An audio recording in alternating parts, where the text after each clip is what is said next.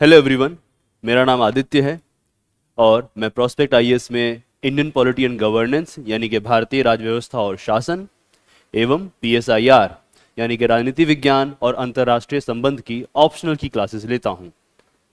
मेरा ये अनुमान है कि आप लोगों ने पिछले वीडियो को देखा होगा और आज मैं आपसे कुछ बिंदुओं पर और बात करना चाहता हूं।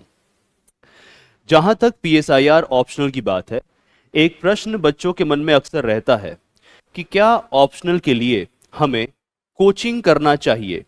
यानी उनके मन में एक सवाल रहता है कि क्या कोचिंग ऑप्शनल के पेपर के लिए ज़रूरी होती है। और ये सवाल दरअसल सिर्फ ऑप्शनल की तैयारी तक सीमित नहीं है। It is not limited to the question of studying and preparing for the optional alone, बल्कि ये सवाल आपके जीएस के लेवल पर भी आप सबके मन में रहता होगा।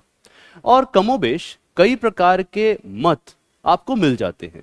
मतलब कि if you go out and you start searching whatever search engine you are using it for, maybe you are using Google, maybe you are looking at social media, या फिर अपने आसपास के दोस्तों में जिन्होंने पहले कोचिंग किया हो या जो कोचिंग के बारे में सोच रहे हो, उनसे अक्सर आप ये प्रश्न पूछ लेते हैं कि क्या कोचिंग वाकई ज़रूरी है, क्या इससे कोई फ़ायदा मिलता है, और अगर मिलता भी है तो किस तरह का मिलता है। तो मेरा आज ये मन था कि मैं सबसे पहले आपसे इस बिंदु पर थोड़ी सी बातें कर लूं कि कोचिंग क्यों ज़रूरी है। देखिए, अगर आप इसको एकदम संक्षिप्त में समझना चाहें तो कोचिंग के महत्व के लिए कुछ बिंदु आपके सामने स्पष्ट हो जाते हैं। पहला, किसी भी पेपर की तैयारी के लिए और यूपीएससी जैसे पेपर की तैयारी के लिए डिसिप्लिन बहुत जरूरी है, यानी कि अनुशासन। ये डिसिप्लिन आपकी पढ़ाई, आपकी रोजाना की मेहनत, आपकी लिखाई, इन सभी बिंदुओं पर निर्भर करता है। पहला फायदा या पहला चीज जो कोचिंग को महत्वपूर्ण बनाता है कि कोचिंग आपकी तैयारी में डिसिप्लिन लेके आता है। जैसे मान लीजिए आप पीएसआईआर के ऑप्शनल की तैयारी के बारे में सोच रहे हैं, ये अगर आप इसे घर पे करते हैं या खुद सेल्फ करना चाह रहे हैं, तो सबसे पहला चीज जिसका आप सामना करते हैं वो है डिसिप्लिन मेंटेन करना। अब आप सोचिए, एक तरफ आपके पास विकल्प है कि आप खुद पढ़ें, अपना सेल्फ स्टडी करें, आप अपने हिसाब से लिखते रहें, अपने नोट्स अपने हिसाब से बनाएं, और वहीं दूसरी तरफ विकल्प है कि आप एक अच्छे शिक्षक के साथ बैठकर क्लास में रोजाना की मेहनत के साथ आप पढ़ाई कर रहे हैं। आप रोजाना 3 से 4 घंटे एक क्लास को अटेंड कर रहे हैं। उस क्लास में आप नोट्स लिख रहे हैं, उस क्लास में आपको वैल्यू एडेड मटेरियल दिया जा रहा है। आपको रोजाना जाकर अनुशासन में रहते हुए अपना होमवर्क करना है, और अगले दिन या जब भी आपका पेपर चेक हो जाता है उस पर आपको फिर इनपुट मिलता है, फीडबैक मिलता है कि आप कैसे ग्रो करें। तो पहली चीज जो कोचिंग को बहुत महत्वपूर्ण बनाती है वो है डिसिप्लिन। कोचिंग आपको अपनी तैयारी में डिसिप्लिन लाने में मदद करता है, सहायक बनता है। तो पहला काम तो ये है कि अगर आप मान लीजिए कोचिंग लेने के बारे में सोच रहे हैं तो एकदम मन में आश्वस्त हो जाइए कि कोचिंग लेना हमेशा आपके लिए अच्छा होगा। और ऑप्शनल की कोचिंग उतनी ही ज्यादा महत्वपूर्ण है, क्योंकि आप एक बहुत बड़े सिलेबस को एकदम अनुशासन में रहकर समाप्त कर पाएंगे। दूसरा कारण यूपीएससी की तैयारी में कि आप क्यों ऑप्शनल की कोचिंग लें, उसे मैं कहता हूं रिदम या लय बरकरार रखना। कई बार क्या होता है, आजकल तो ये ज्यादा बढ़ गया है, आप सबके पास मोबाइल फोन होगा, सर्वज्ञ दूरभाष। आप सब लोग हो सकता है अपने घर पे पढ़ रहे हो, या हो सकता है कि आप लोगों ने पीजी लिया हो या कहीं कमरे पे किराए पे लेके आप लोग पढ़ाई अपनी कर रहे हो सकता है आप में से कुछ लोग इतने कर्मठ हों जिन्होंने अपने जीवन में अनुशासन को प्राप्त करके रिदम बनाने का प्रयास करना शुरू कर दिया है। लेकिन हम सब जानते हैं, और आप में से कई सारे लोग मेरी इस बात से समर्थन भी करेंगे, इस बात का, आप इस बात को मानेंगे कि आपका ध्यान भटक जाता है, आपका रिदम ब्रेक हो जाता है। रिदम ब्रेक होने के कई कारण हैं। पहला कारण है पढ़ाई में मन न लगना, यह पिछले कारण से जुड़ा हुआ है, यानी अनुशासन की कमी। दूसरा कारण है मन में यह सोचना, अच्छा कोई बात नहीं, 5 मिनट के लिए तो फोन देख रहे हैं, क्या बदल जाएगा, I am just surfing on the internet for 5 minutes only, what's going to change, इतना कुछ बड़ा परिवर्तन थोड़ी हो जाएगा। लेकिन आपको मैं एक सलाह देता हूं, ये सलाह मैं प्रोस्पेक्ट आईएएस में अपने बच्चों को हमेशा देता हूं। और जब बच्चे पहली बार आए थे और उन्होंने कहा था कि सर हमारी रिदम नहीं बन पा रही है, तो मैंने उनको समझाया था कि रिदम बनती कैसे है। आप एक काम करिएगा, आप आज अपने घर पे पढ़ाई करने का मन बनाइए, कोई भी पुस्तक आप उठाइए, चाहे आप ऑप्शनल के हिसाब से सोचें तो आप PSIR की कोई भी एक पुस्तक या कुछ भी पढ़ने का मन बनाइए, और जब जब आपका ध्यान भटकता है उस चीज को आप डायरी में नोट कीजिए। मान लीजिए आप पढ़ने बैठे और 15 मिनट के बाद आपका ध्यान भटका। मान लीजिए 15 मिनट का जब ध्यान भटक गया, आप डिविएट हुए, you started looking into your phone, you started surfing the internet, you started visiting the social media platforms. जैसे ये होता है आप उसके बाद नोट कीजिए कि आप पढ़ने के समय में वापस कब आ रहे हैं। क्या आपने ये डिविएशन 2 मिनट के लिए झेला? क्या आपने इसके ऊपर 5 मिनट लगाए? क्या आधा घंटा लगाया या और भी समय लगाया? एक ये चीज बहुत जरूरी है, क्योंकि कोचिंग क्या करता है, कोचिंग आपकी तैयारी में रिदम लेके आता है, क्योंकि आपके ऊपर डिसिप्लिन होगा। आपके पास एक पीयर प्रेशर है जो विजिबल है, दिख रहा है कि बाकी बच्चे आंसर जमा कर रहे हैं, दिख रहा है कि बाकी बच्चे क्लास में आके अच्छे से नोट्स लिख रहे हैं, दिख रहा है कि हर दिन क्लास में कोर्स आगे बढ़ता जा रहा है और आप पीछे रह रहे हैं। इससे क्या होता है कि कोचिंग आपको रिदम देता है। तो जो दूसरा कारण है कि आपकी तैयारी में आपको कोचिंग क्यों लेना चाहिए, वो है रिदम के लिए, एक लय बरकरार रखने के लिए, अपनी तैयारी में एक निरंतरता को बरकरार रखने के लिए, to ensure that you are preparing every day, every moment you are in this UPSC mode which is very essential to qualify the examination। तो दूसरा कारण हुआ रिदम। तीसरा कारण, इस पेपर की तैयारी में कभी कभी मैंने देखा है कि बच्चे पढ़ते रहते हैं, पढ़ रहे हैं, एक के बाद एक किताबों के नोट्स जो हैं बना रहे हैं, लर्निंग एड को पढ़े जा रहे हैं, पढ़ चुके हैं, बहुत कुछ कर लिया है, लेकिन लिख नहीं रहे हैं। लिख नहीं रहे हैं तो चेक भी नहीं हो रहा है, चेक नहीं हो रहा है तो फीडबैक नहीं मिल रहा है, फीडबैक नहीं मिल रहा है तो इंप्रूवमेंट की गुंजाइश खत्म हो जा रही है, या फिर जहां वो लिख रहे हैं वहां से अच्छा फीडबैक नहीं आ रहा है। मसलन कई जगहों पे आपको मिलेगा ओपन क्वेश्चन डाल दिया गया, अब आपने आंसर लिख दिया, आपने ये सोच के आंसर लिखा कि इसको कोई टीचर चेक कर रहा है, लेकिन बाजार में आप जान जाइए ऐसा नहीं होता है। कई बार टीचर नहीं चेक कर रहा होता है। हमें स्वयं बच्चों ने बताया है कि सर, प्रोस्पेक्ट में आने से पहले हम जहां थे वहां हमारे पेपर्स को, हमारे आंसर्स को टीचर चेक ही नहीं करते थे, वो तो किसी और एस्पायरेंट से चेक करवा दे रहे हैं। होता क्या है, मान लीजिए आप मुझे एक आंसर लिख के दें, आप किसी को भी एक आंसर लिख के दें, यूपीएससी की तैयारी कर रहा विद्यार्थी इतनी पढ़ाई कर लेता है या इतना वो थोड़ा बहुत समझदारी बना लेता है कि वो हर आंसर पे कोई ना कोई टिप्पणी करके आपको दे देगा। आपको क्या लगेगा कि अरे बहुत अच्छा रिव्यू मिला है, अरे मैं तो इंप्रूव कर रहा हूं। नहीं, कोचिंग के बाहर जब आप तैयारी करते हैं तो आपकी प्रैक्टिस बहुत अच्छी नहीं होती है। ये उन्हीं लोगों के साथ काम करता है जिनका दिमाग, जिनका IQ लेवल, जिनका ट्रेनिंग पहले से ही स्ट्रांग हो, मतलब उन्होंने अच्छे विश्वविद्यालयों से पढ़ाई की है, मतलब उनका दिमाग बहुत शार्प है। जैसे मान लीजिए अगर उदाहरण की तरह लिया जाए doctor BR Ambedkar. Doctor BR Ambedkar जैसे व्यक्तियों को कोचिंग की कभी आवश्यकता ही नहीं होती, क्योंकि वो बहुत शार्प व्यक्ति थे। पर आप जानते हैं डॉक्टर BR अम्बेडकर कितनी पढ़ाई करते थे? आपको मैं एक पुस्तक का नाम बता रहा हूं। वो पुस्तक बड़ी छोटी सी पुस्तक है। उस पुस्तक को लिखा है देवी दयाल ने। देवी दयाल को एक सौभाग्य मिला था कि उन्होंने डॉक्टर BR अम्बेडकर के साथ लगभग 4 वर्ष का समय बिताया था।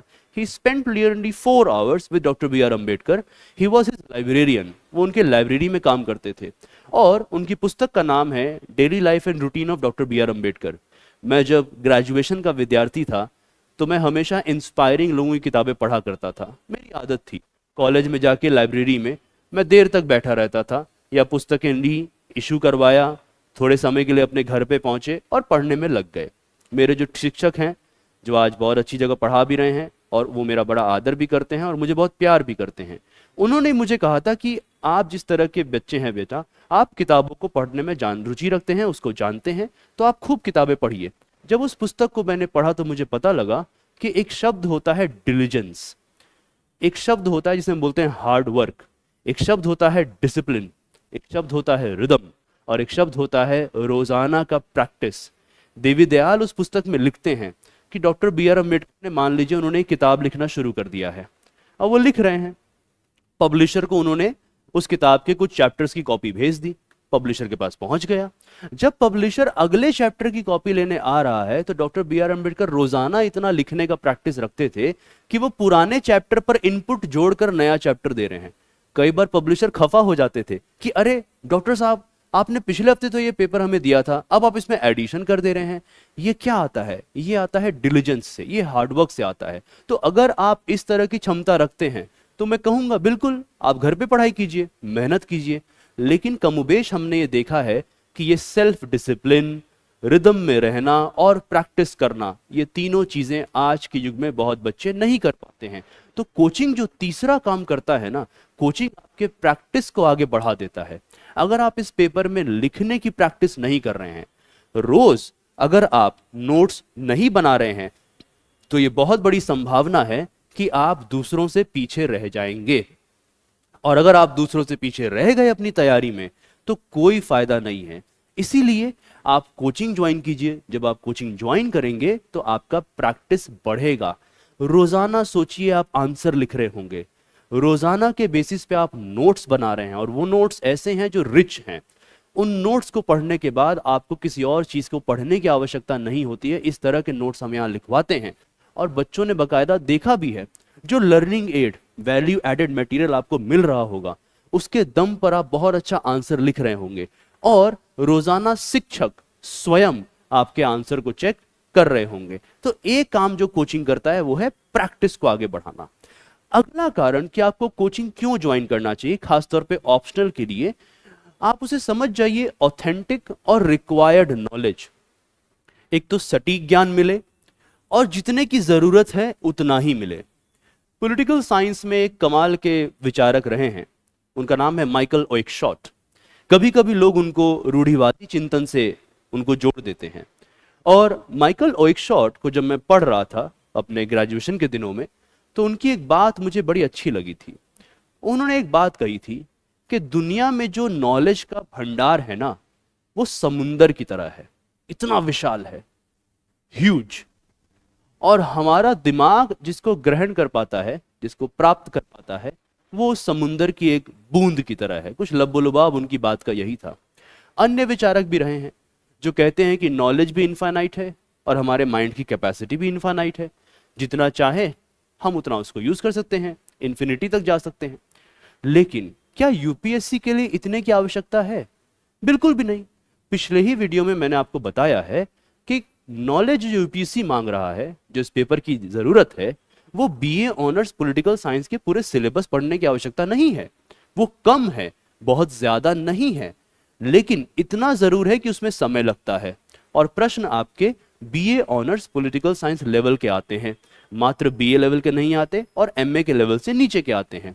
अब आप सोचिए कि यदि आपको यह पता ही ना हो कि कितना पढ़ना है, कहां तक पढ़ना है, कितना उतरना है, कौन कौन से टॉपिक्स को डिटेल से जानना है, इसे आप मान लीजिए प्रीवियस ईयर क्वेश्चन से देखना चाह रहे हैं, तो प्रीवियस ईयर क्वेश्चन तो आपको एक ढांचा दे रहा है ना। अब उस ढांचे में कौन कौन सी चीजों को भरा जा सकता है, what could be the components inside it, इसका अंदाजा आपको स्वयं लगाना मुश्किल होगा। इसीलिए एक ऑथेंटिक और रिक्वायर्ड नॉलेज जो है, उसके लिए आपको कोचिंग हमेशा ज्वाइन करना चाहिए। एक और चीज जो कोचिंग मदद करता है वो है नोट्स के बनने में। देखिए, नोट्स बनाना क्यों जरूरी है। मैंने पिछले वीडियो में बात की है कि नोट्स आपको ऐसे बनाना है कि हर एक टॉपिक का नोट एक पन्ने पर सिमट जाए। ये एकदम माइंड मैप नोट्स होगा। पर इसके अलावा आप बहुत कुछ लिख भी रहे होंगे, काफी कुछ लिखवाया जा रहा होगा। कोचिंग में जब आप आते हैं तो रोजाना के आधार पर हम आपको इतने अच्छे नोट्स बना के देते हैं। बच्चे पूछते हैं कि सर कौन कौन सी किताबों से पढ़ें, और मैं उनसे हमेशा कहता हूं कि बेटा आप स्वयं एक किताब पे निर्भर न रहें और दूसरी गलती न करें कि आप 4-5 किताबें खरीद लें। कोई फायदा नहीं है। जो लिखवा रहा हूं उस पर ध्यान दीजिए, उस पर फोकस कीजिए।